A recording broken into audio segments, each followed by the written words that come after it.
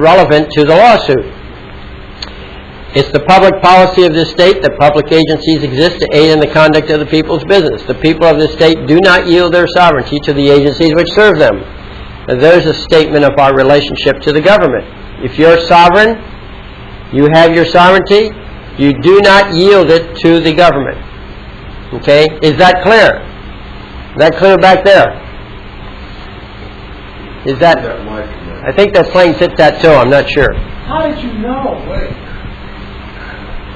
And I will say this, if you're not sovereign, somebody owns you. So you better find out who owns you and who's claiming that you're not sovereign. Well, actually, you don't say directly that you're sovereign. What you say is you're one of the people.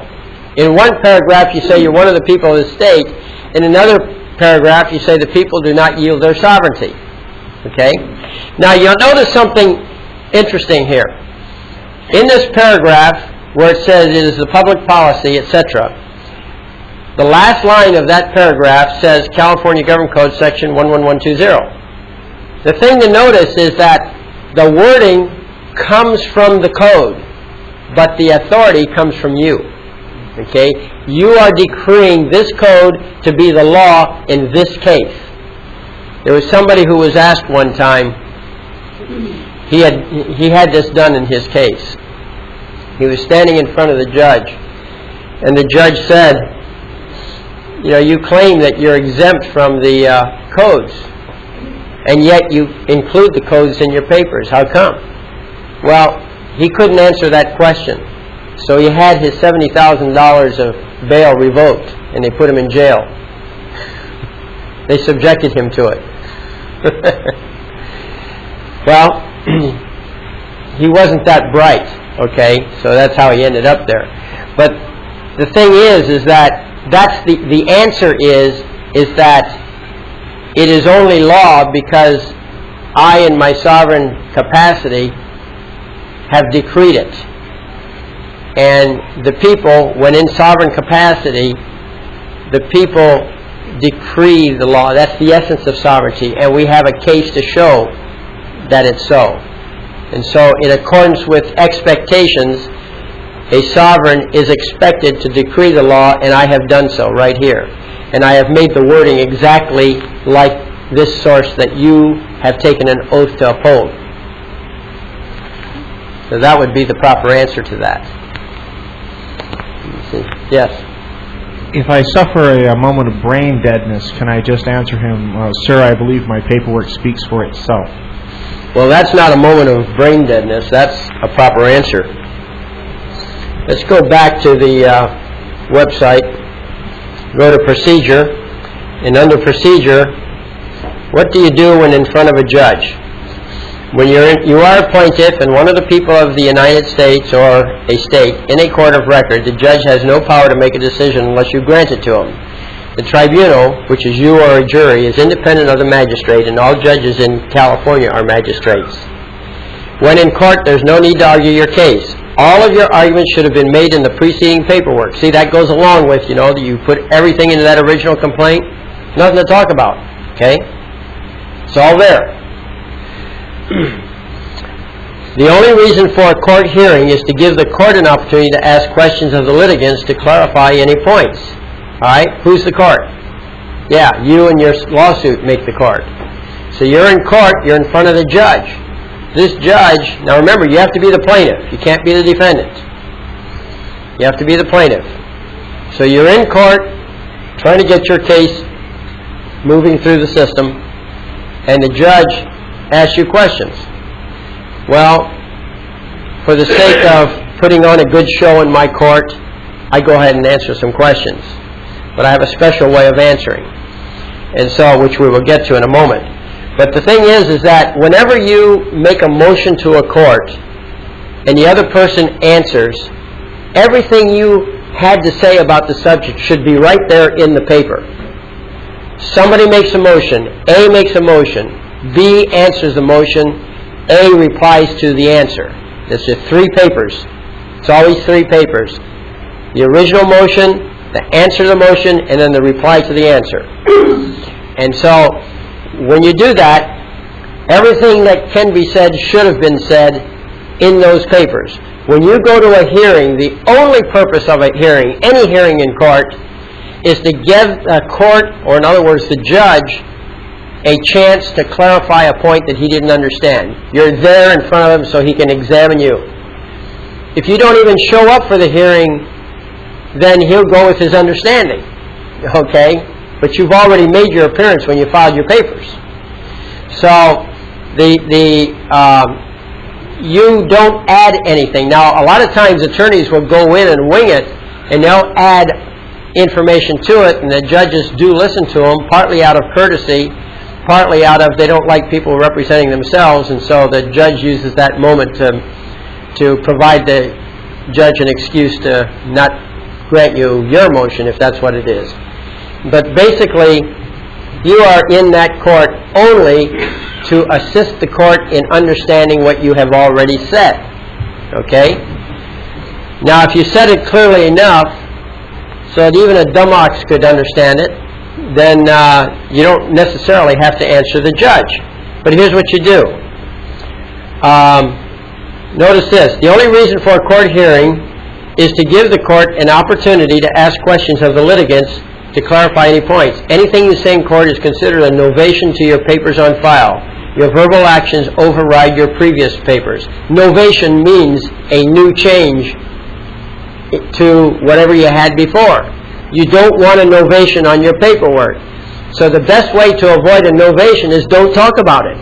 Because the minute you say something to explain that paperwork, you have now cast out your paperwork, and whatever you say verbally is going to override your paperwork.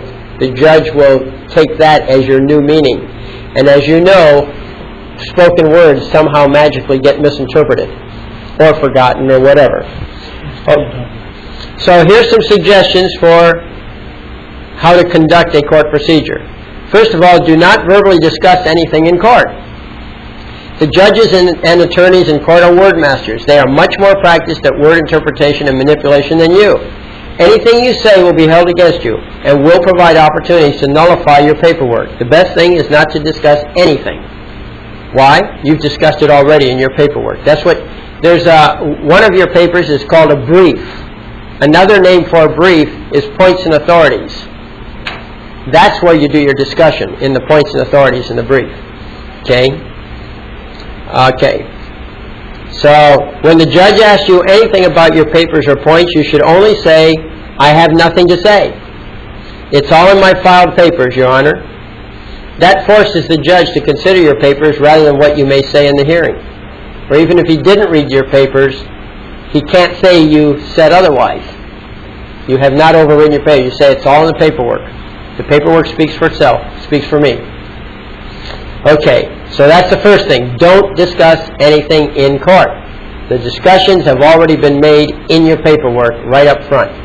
Second thing, object to anything of which you do not approve that occurs in the courtroom. The judge makes a decision, I object. Okay? The judge asks you a question, I object to the questions. You know, whatever it is, or you have to kind of use your good sense, if you have good sense, use your good sense to kind of work your way through it, because you're not there to argue with the judge. You're there to move the process through. And so you want to be polite, but you also want to be firm. Okay? I've made my arguments. They're all in the paperwork. And I object to being asked questions about it because the paper speaks for itself. It's clear. Okay? Read the paperwork. Okay, so now, if there's anything that happens in the courtroom, if somebody speaks out of turn, I object. You know, the process is that the moving party speaks first. And so, if you're the moving party, you can simply say, well, I defer to the other side because I have nothing to say. It's all in the paperwork. Okay? So you give up your first turn. So the second guy says whatever he says. If he gets off beam too much, you say, I object. Why do you object? It's not my wish. Okay? But the point is you object. If he should have a right to say anything he wants to say. But if he starts lying or something, or misrepresenting or mischaracterizing what you said, I would object. That's not what's in the paperwork, in my paperwork. Okay? Or if he says something that misrepresents his own paperwork. Like we had one case where the person was buying a car and didn't get the car. Okay? But when the attorneys were in court, the judge asked the attorneys, or he didn't ask, he says, well, it was his impression that the car had been accepted. And the attorneys just stood there silent. They let him go on with his misconception. Well, that's a place where the other side should have objected. No, Your Honor. They're misrepresenting their case to you. That's not the case. Ask them again. Because in their own paperwork, they had admitted that the cars were not delivered. Okay? So, you run into those situations. Anyway, here's a typical conversation between you and the judge. Something happens in the courtroom, whatever it is, and you say, I object.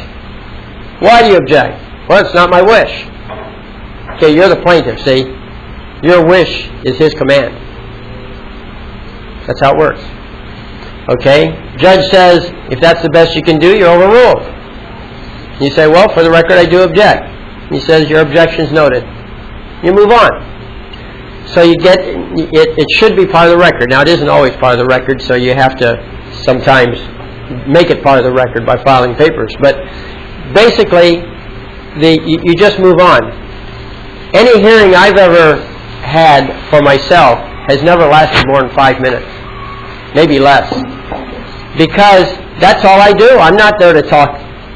Okay, all the talking's been done on paper. So you do the objection. It says, what you see there, that's all that is necessary. You then move on to the next item of business. The judge is going to do whatever he chooses. You have not the power to stop him at that time. Not the physical power, okay? Just as you have no power to stop a robber from robbing you. At this point, your only goal is to object for the record. Let him do what he wants. And you don't have to yell and scream or anything else. You just quietly, but you say it so it's heard. I object. Later, after you leave the courtroom, you type and file the court order to vacate or correct the judge's decision. But remember, this can only be done if you are the plaintiff.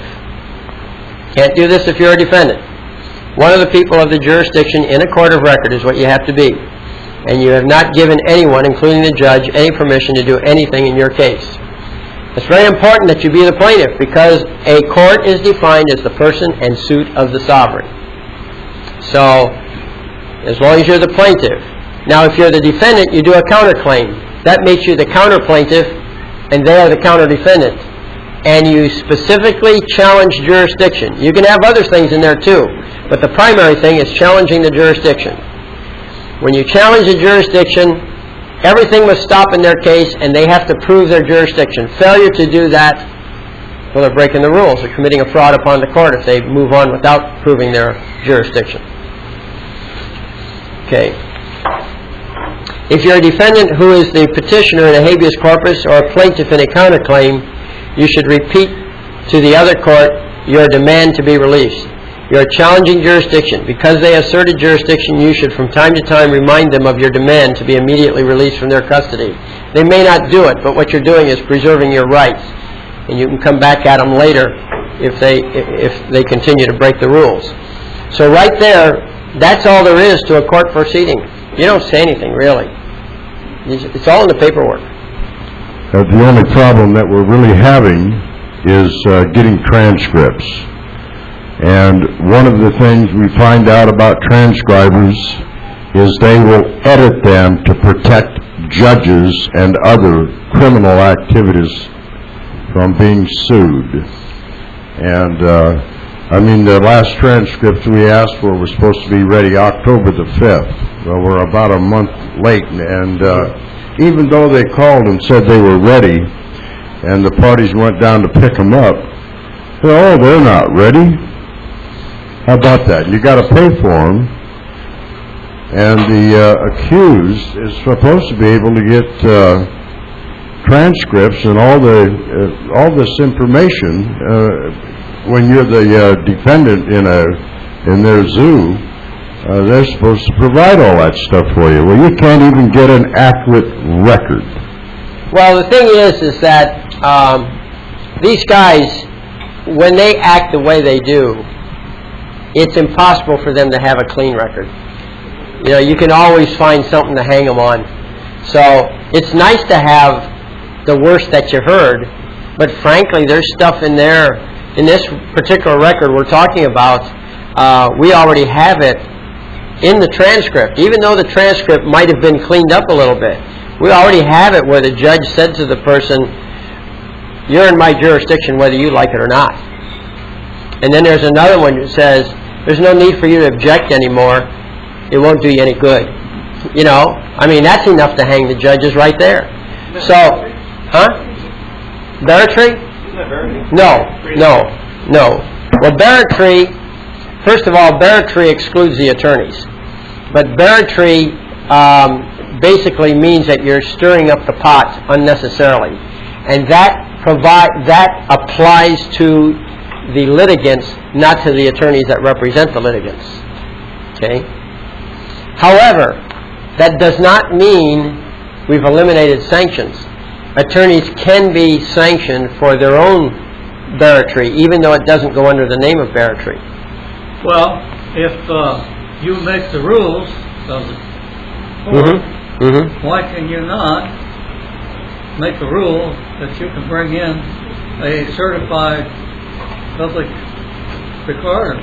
Okay, the question is that if you make the rules in your court, why can't you make a rule to bring in a certified reporter?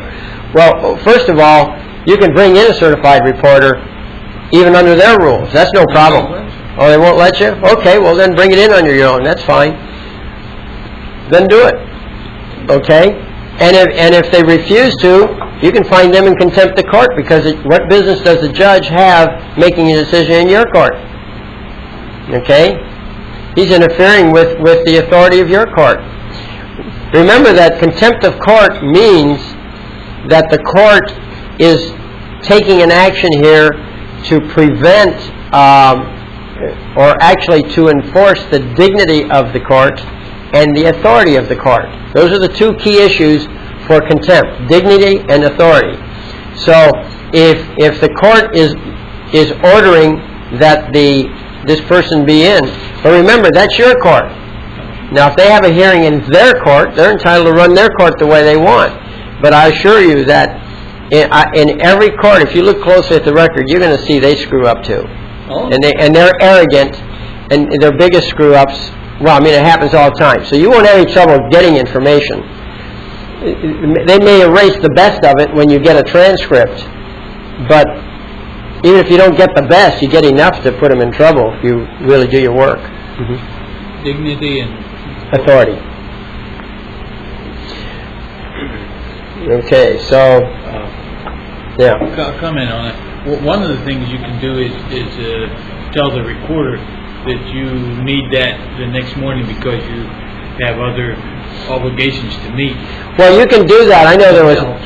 Yeah, you can. He says one of the things you can do is tell the reporter that you need the transcript immediately because you're doing whatever you're doing with it. You know, some other excuse. I know one time I had a real good comment from that a judge had made, and I understood that these reporters modify transcripts and so on. So I developed an urgency with the reporter, and I said I really needed this in a hurry.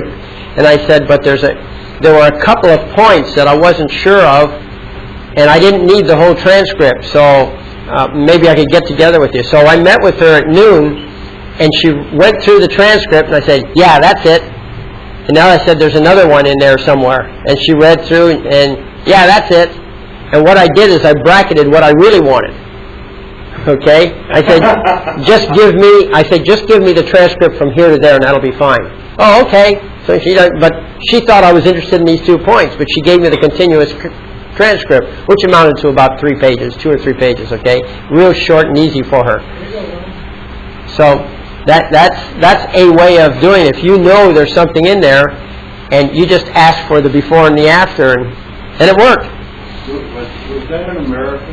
Yeah, it was in America. Yeah, believe it or not. Okay. So, all right. Let's. What I covered here, in part, was the. The law of the case is covered, basically. Okay. Now we have this one. All right. This is the case itself. So we're through with that for the moment, anyway. Now let's go back to, I think it's the caption. I've only shown you one caption, and that's the caption where we have Anderson as the plaintiff versus all these other people. Okay? So that's how you would structure or caption an original lawsuit. There's also the counterclaim. So in the counterclaim, a counterclaim is actually exactly the same, excepting for a few little adjustments. Yes, sir? You have all those people listed as defendants. Yeah. I assume that they did different things. Yes. In your lawsuit, you lump them all together, and Sure. in your affidavits and statements, you have the verifications of which each one of those do, and then it's all Absolutely. it's a whole big whole big case. Yeah, we collected affidavits. We did a number of sources to put it together, and the lawsuit itself is an affidavit because it's verified. Is there any logic to spreading it out in like 2 or 3 or 4 separate lawsuits? No, because it was all the same case. I mean, the person was arrested, and here's this chain of events. As one person stopped, the next person started up. Okay, so that was kind of a serial action thing. In the case where I'm involved in one where people are involved in a central issue, but kind of independently. Yeah, well, it may be that even though they're not talking to each other, they're all working toward the same purpose. Okay. They're all causing, And so you still could put that in the same water? Oh, yeah. Okay. Yeah, because once the final event happens where you lose, they all benefit at the same time from whatever it is that they get out of it. I don't know. Maybe it's emotional satisfaction. But whatever it is, I assume that when they cause trouble, they're getting some sort of excitement or benefit out of it. So one is, but the others, agents and vicarious. Well, whatever, put them all together if you see a connection, and be sure to show the connection in your writing. Yes, ma'am. So you can have all the plaintiffs together versus one defendant, like the reverse of that? Well, all the plaintiffs together? Yeah, if we all go for the same thing. No, I have all the defendants. No, I mean, I'm just doing the reverse, just in case you have more than one plaintiff. Can you put all the name of the plaintiff? Well, you can sue them all, you can sue them individually, in your counterclaim. If you have many plaintiffs suing you, and they're all bunched up as one, No, I'm trying to, I'm the plaintiff, would all the plaintiffs join together suing? You mean, wait a minute, you're the plaintiff, and all the plaintiffs are together? Are you one or are you many? Many. Okay, well, yeah, you can have multiple plaintiffs. Sure. Against one defendant, or multiple plaintiffs against multiple defendants. Everybody? Yeah, there's no restriction on the number. There are some cases that involve tens of thousands of people. You'd be surprised how big some cases get. Bill, on form, I notice every paragraph you end it with a period. Why aren't you ending it with a semicolon and? My court. I could care less what they think of my English, and plus they don't know anyway. They put periods after theirs, so we're on common ground. If you don't want an issue, don't bring it up. I look at their writings, and they put periods at the end of their sentences, so they obviously don't know either. So we're on even ground, and I make the decision. So what's the problem? All right. It's my court. Yeah. Remember this: a lot of this stuff goes out the window when you realize you're making the decision, and you haven't brought it up, and they don't bring it up either. Okay? Again, if you don't want to argue about a point, don't bring it up. You hear this stuff about, if you have a Social Security number, you lost your sovereignty. You hear if you got a driver's license, you have no sovereignty. You're under the total thumb of the government. All of you have heard that stuff, haven't you? Well, let me tell you something. I have never, ever had that point brought up in any case I've been on. They don't know it either. If it's true, that's some esoteric stuff. It may be true, but it doesn't happen in this court because they didn't bring it up. And I don't think they would bring it up anyway. Because let's say it is true. Give them benefit of doubt. Let's say it's true. Let's say they know it. Which I don't think they do, but let's say they know it. So you go to court, you put periods, you use all caps in your name, you admit you have a Social Security number and a driver's license. They don't dare bring that up, that you're under the thumb because of that. You know why? Because if that became public knowledge, that would blow the game, wouldn't it? We're now in a court of record. It's counter to public policy. Well, whether it's court of record, they don't even know what court of record is. The point is that if they knew that point, they wouldn't bring it up because they don't want to blow the game. Okay? If they're in a position where you've got a case and they can, through silent application of those rules, they can do it. But if it's your court, you're making the decisions, the only way they're going to make that work is they bring it up. Alright? And if they bring it up, the first thing that you're going to say, take off your sovereign hat and put on your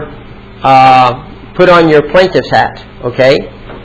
And the first thing you're going to say is, I didn't know that. You knew that?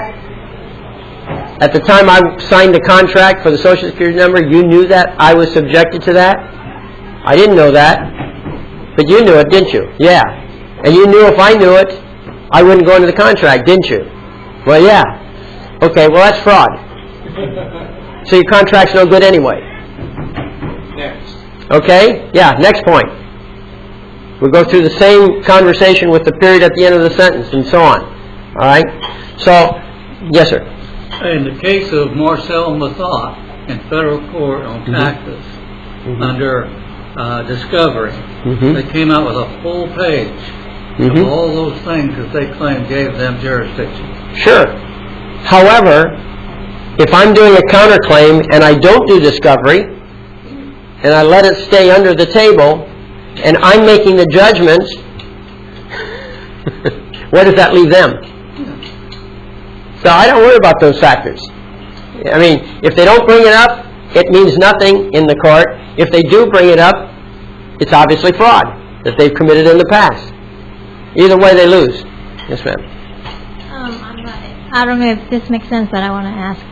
In case of the bankruptcy, if the debtor declare one of the collateral is an asset, and the credit, the debtor declares what? One of the assets is on the bankruptcy, and that asset is a collateral for one of the creditor, but the creditor is not named on the bankruptcy. So what should the creditor do in this case? Well, I know that if a creditor is not named in the bankruptcy, then the debtor is not relieved from the debt. The debt is still there. But what about the collateral? That the creditor hold the collateral. Well, if the creditors are holding the collateral, that's against the wishes of the other creditor, right? The debtor gave the collateral to the creditor. Yeah, and the creditor is holding it. And are you the creditor? In other words, I'm getting lost in which creditor. I think you're talking about two creditors. One that has the collateral and the other one that's somehow taking possession. Yeah, it's a different creditor. Well, now you have a disagreement, don't you? Yeah. Okay, so now you have to sue. Sue who is suing who? Well, I would sue the people that are involved. I'd sue the one who was not supposed to give the collateral over, and I would sue the one who took the collateral, the second collateral. Okay, and we'll sort it out in court as to who pays what. But that's how you protect it. You raise these issues, and your key point is you already are entitled to first position on the debt because you filed a UCC1 or whatever, a lien on it or something. Okay. But the creditor who holding the collateral, does that creditor has to give back the collateral now? Or well, I just said you sue him too. I just told you. You sue him also. You sue everybody who's touched it. Okay? So can she file a UCC1 during the bankruptcy period? Because you say... Well, wait a minute. If it was a collateral, it's not collateral until there's some commitment. Where's the commitment paper? There has to be a UCC1 already, or a contract or something. If you don't file it,